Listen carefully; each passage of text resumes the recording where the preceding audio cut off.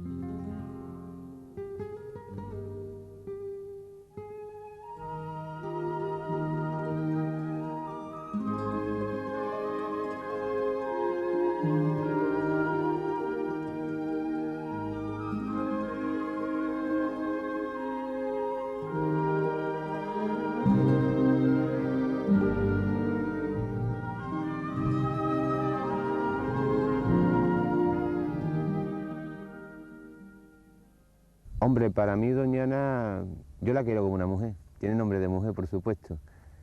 Tiene, como dicen las mujeres, tiene su cosa buena y su cosa mala. Y si hay veces que te quiere y otras veces pues me pasa como esta tarde, que me he quedado tirado durante X tiempo, pues porque me ha fastidiado allí, se me ha enredado un alambre, otros días me deja atascado dentro del agua y me llega el agua al pecho en el coche, otro día se me rompe y me tengo que quedar una tarde durmiendo aquí, y otro día me da muchas cosas muy bellas, pues desde las propias puestas de sol hasta cosas simbólicas como ver las especies criando y ver un pollo de Milán en un nido, y si, es muy querida, por mí es muy querida, y para mí es parte de mi vida. Y si yo llego aquí con 16 años, hoy tengo unos 32, y sí que media vida me la he pasado aquí, espero pasarme la otra mitad de lo que me queda, y para mí es algo más que el lugar donde trabajo, y si para mí es parte mía ya. Si yo soy parte de esto, no podría pasar sin esto, a mí me ha ido enamorando, y creo que la voy a seguir queriendo como toda la gente que ha nacido en Doñana o pisa en Doñana. No conozco todavía a nadie que haya venido a Doñana y no haya vuelto otra vez. Y todo el mundo vuelve, estas arenas tienen algo, aunque se llena uno de polvo, se pasa mucha sed, pero tiene algo bello que engancha. Y si es algo especial, mucha gente no sabemos lo que es, si serán sus puestas de sol o lo que sea, pero Doñana es algo más que el campo. Para mí es algo personal en el cual pues he vivido mucho y me ha dado muchas satisfacciones y mucho amor.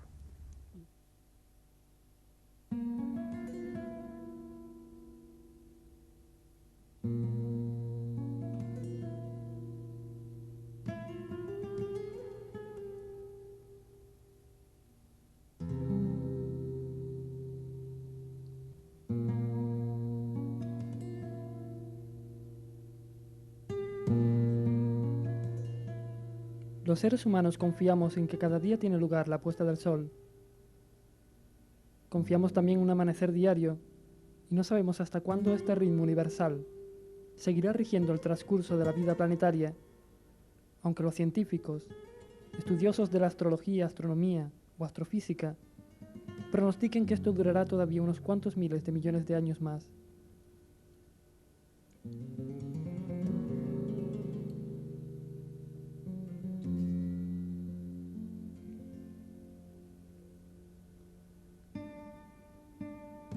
Y lo mismo que la Tierra depende irremediablemente del Sol, hasta que no se demuestre lo contrario, y la vida del planeta Tierra depende de la capa de ozono, el hombre depende de estas fuerzas naturales para seguir viviendo.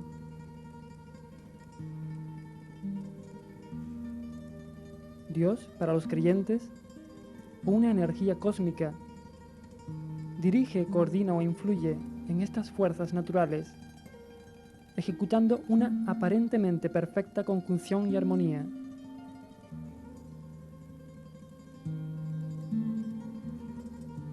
El hombre participa para su fortuna o desgracia de este entramado de vida, y todavía andamos buscando, indagando, profetizando, creyendo ante una idea común, el sentido de la vida.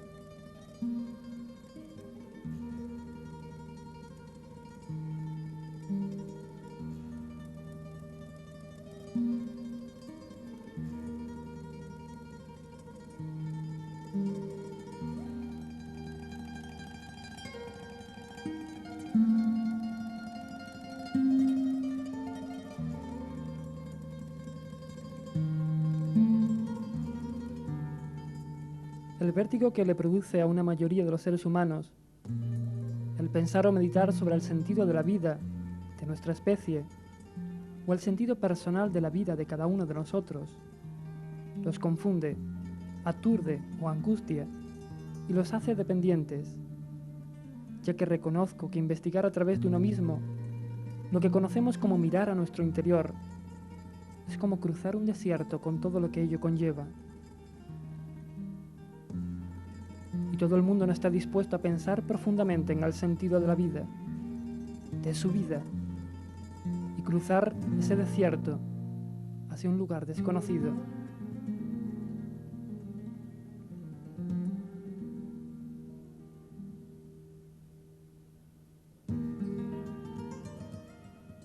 Es la misma sensación de vértigo que vivimos cuando contemplamos la inmensidad del cosmos. Por ello nos refugiamos en la sociedad, en el conjunto de los semejantes, de los que también se hacen las mismas preguntas. ¿Quién soy? ¿Por qué esta vida? Porque compartir inquietudes y desasosiegos con los demás es más reconfortante y tranquilizador que superar el silencioso y solitario trance de mirarnos al espejo y preguntarnos a solas. ¿Es necesario así y no de otro modo? Por nuestra identidad, por reconocer ese otro hombre que llevamos dentro.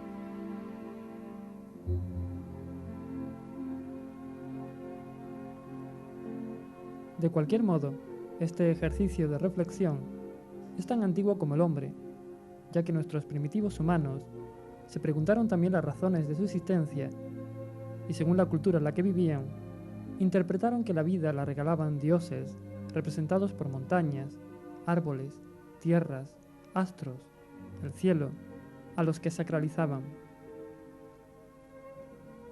Y es que desde sus inicios, el hombre ha buscado la manera de explicar la relación que le une con el fundamento de la vida y del cosmos. Y ya en el seno de las primeras sociedades de homínidos, surgen lo que conocemos como religiones primitivas o religiones naturales, inspiradas totalmente en el culto a la naturaleza y sus distintas manifestaciones.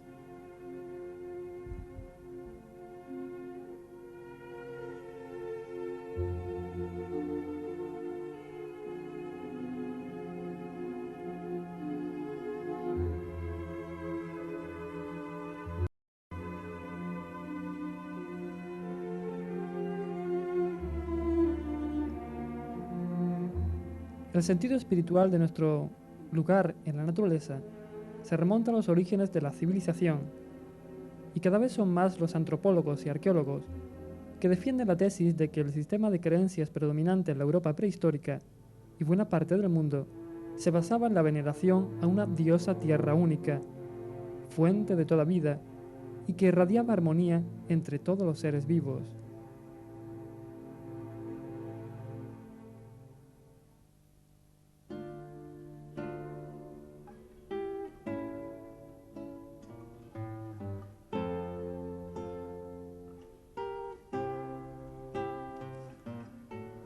Gran parte de las pruebas de la existencia de esta religión primitiva proceden de los miles de objetos descubiertos a través de las excavaciones arqueológicas en lugares ceremoniales.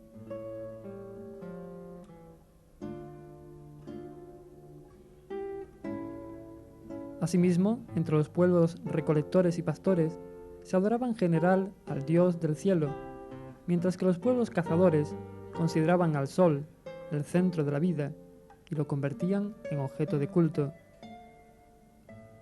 De todo ello tenemos ejemplos claros en el paso de las primeras culturas que se conocen que estuvieron por estas tierras, donde adoraron desde una estrella o lucero hasta el mismo sol, como veremos más adelante, o incluso las aguas marinas.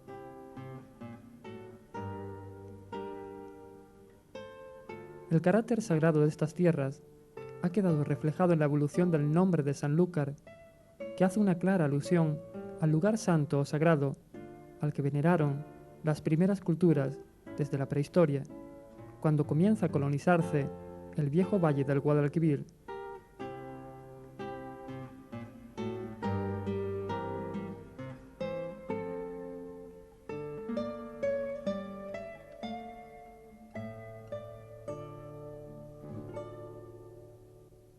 Bueno, allí hay cosas importantes del mundo neolítico, Toda la zona de Sanlúcar pues es importantísimo, pues tiene una gran campiña y unas vegas del Holoceno de los últimos 10.000 años, pues que son muy ricas, muy fructíferos, y es un lugar que siempre ha estado habitado, y sobre todo en estos momentos del Neolítico pues hay una gran erupción de hábitat y de yacimiento arqueológico, una de las zonas más ricas, toda la campiña, conjuntamente con la cuenca del río y sobre todo lo que todo rodea los grandes esteros de las antiguas marismas. Los ríos para esta gente, para estas primeras poblaciones, eran lugares donde había agua dulce, y luego también pues además había una concentración importante de animales y por lo tanto lo que nosotros llamamos un nicho ecológico, es decir, podía ser lo que es comparado en la actualidad como una zona como el Coto de Doñana, un sitio lleno de animales y un sitio prácticamente lleno de arboledas y de varios tipos, muy variados tipos, de vegetación, y por lo tanto estos hombres que vivían de la caza y de la recolección de frutos y de raíces, pues suponemos que, está demostrado que las cuencas de los ríos pues eran prácticamente su zona de hábitat, y luego también sus vías de comunicación, porque estaban más fáciles y más asequibles que cualquier sitio montañoso o alto, que suponemos que en aquella época también habría bosque importante. Los poblamientos de los homínidos y de los homínidos paleolíticos en esta zona de Andalucía occidental se remonta prácticamente casi al medio millón de años, hasta el último medio millón de años. O sea, el estudio de todos los poblamientos ha habido paulatinamente del norte de África a través del estrecho de Gibraltar y el poblamiento de Europa, primero en la península ibérica y después el resto de Europa. O sea, son las primeras poblaciones de homínidos que van ocupando esta zona y que son gente cazadora recolectora, o sea, todavía no conocen la agricultura, todavía no tienen la ganadería, su economía es puramente cazadora recolectora, y prácticamente en la época dentro de la prehistoria que más perdura, puesto que estas poblaciones que tardan casi medio millón de años en lo que es poblar toda Europa en completo. Aquí tenemos la suerte de tener dos grandes cuencas fluviales con un paso biológico muy importante, y por lo tanto es una zona privilegiada para hacer estos estudios de tipo de poblamientos paleolíticos. Luego lo que llamamos post-paleolítico, prehistoria más reciente, equivale ya a las primeras poblaciones ya con agricultura incipiente, con ganadería, que son una economía completamente diferente, que es lo que es realmente la base, la subsistencia, los primeros horizontes culturales de la civilización moderna.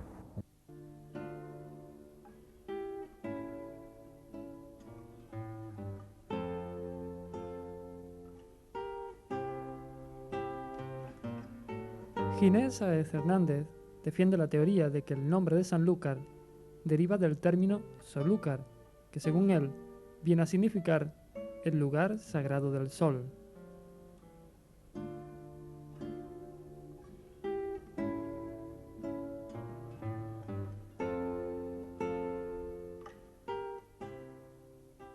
En este templo se adoraba al planeta Venus con el nombre de Lucifer, por eso viene Luciferi Fanu. Se adoraba, precisamente este templo tenía varios nombres, tenía varios nombres. Luciferi, que es el que lleva una luz, el verbo fero es llevar, y Luci viene de luz, Luciferi, el que lleva la luz, que era Lucifer, y que se corresponde con el planeta Venus. Por otro lado le llaman también luz dubia, Luz dudosa. a luz dudosa o dubitativa, porque se adoraba la luz, pero de una manera dudosa, porque unas veces se adoraba mirando a poniente y otras veces mirando a levante. Como es el planeta Venus, que el planeta Venus unas veces se ve a la puesta del sol y otras veces del año se ve a la salida, de ahí viene dubitativa, la luz dubitativa, que por eso le llaman también luz dubia. Y también al nombre de Sanlúcar se le ha llamado también Solúcar, porque de sol, solis, y Lúcar, que era lugar sagrado del sol.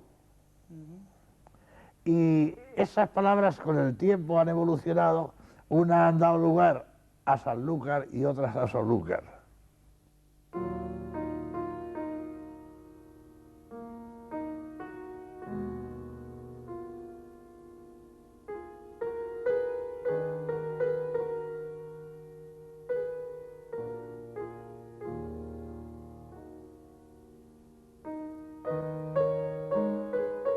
El caso es que estas tierras donde hoy desemboca el Guadalquivir siempre se han destacado por sus puestas de sol y por su gran luminosidad, algo a lo que nuestros antepasados no podían permanecer ajenos. Al igual que en la actualidad, pocas personas se resisten a contemplar una puesta de sol entre Sanlúcar y Doñana.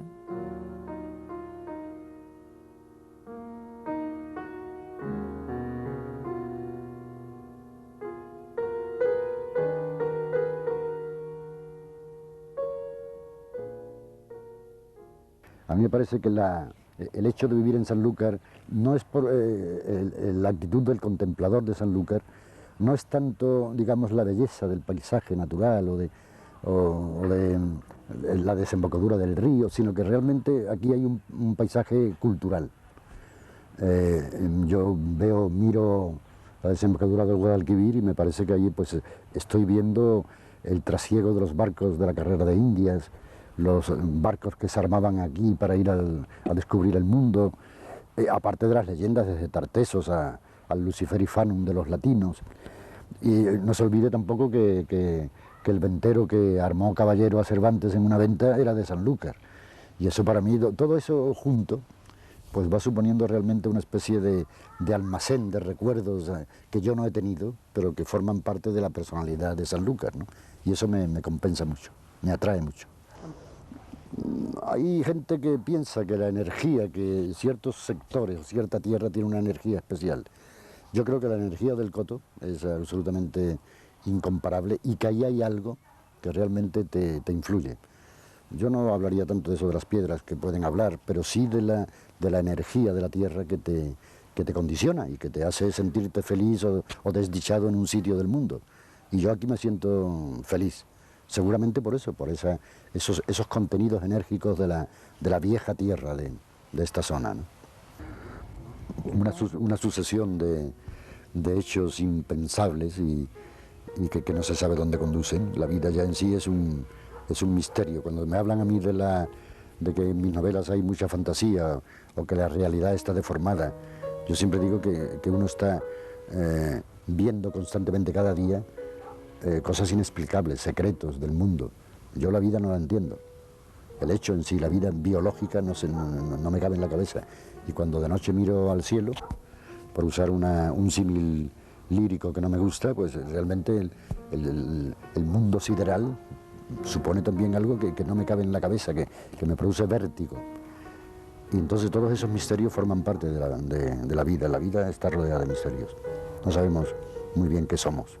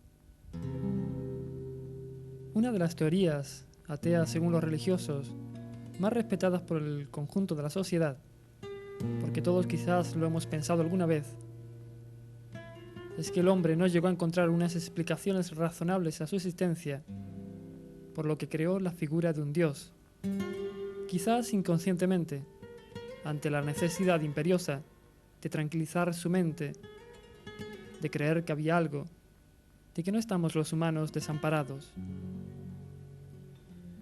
Entonces, parece ser, comenzamos a construir creencias comunes, aunque cada cultura las manifiesta de distintas maneras, con sus rituales y costumbres, pero al fin y al cabo, para no sentirnos perdidos en este mundo.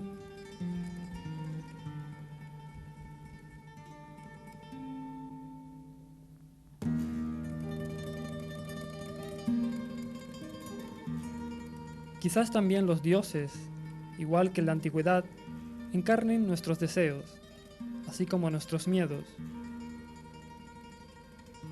Cuando sentimos que la vida se transforma en amenaza y los acontecimientos sobrepasan nuestras fuerzas, el hombre siente la necesidad de someterse a la voluntad de un ser supremo, llevando a cabo súplicas, rezos, ofrendas y sacrificios.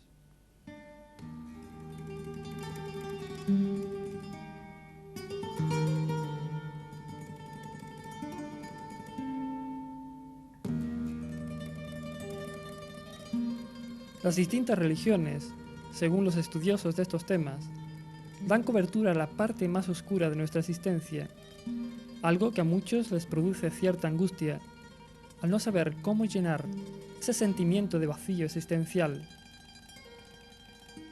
Las religiones intentan paliarla de todos modos, ofreciéndonos un abanico de posibilidades que trascienden la capacidad humana de comprender.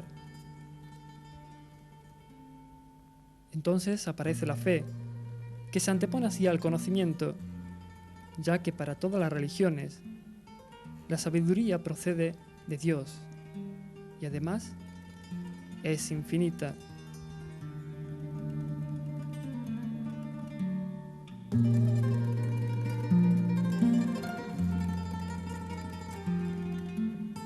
Sin embargo, las religiones más antiguas, que también se practicaron por estas tierras de Sanlúcar y Doñana, fueron llamadas animistas. Toda la creación, incluso los objetos sin vida, como las piedras, las estrellas, el sol y el agua, estaban movidos por un ánima, esto es, un alma o un espíritu.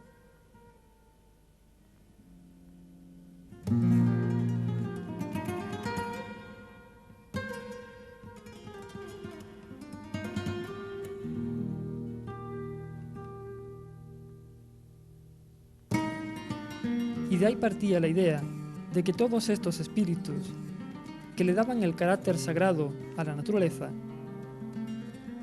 formaba parte de un gran espíritu universal, relacionándose a este gran espíritu universal con Dios, que se manifestaba por medio de los diferentes elementos de la naturaleza que hemos citado.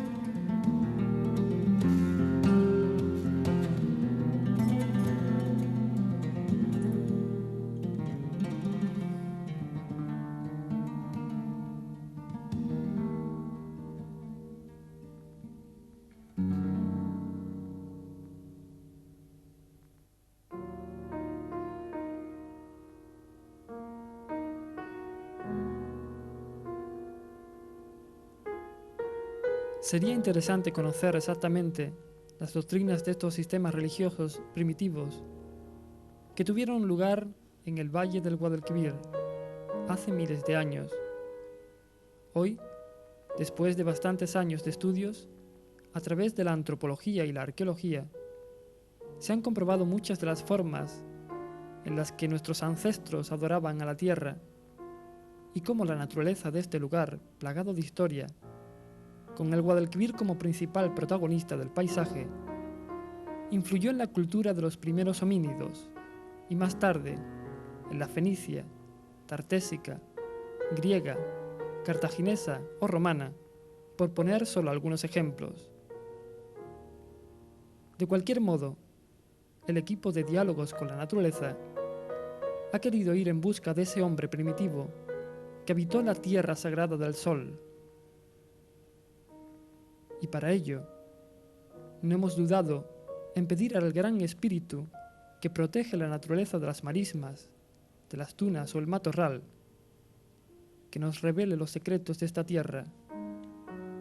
con todo el respeto con el que lo hicieron nuestros antepasados, con todo el respeto que se merecen culturas que creen que la vida está regida por Dios, el Gran Espíritu.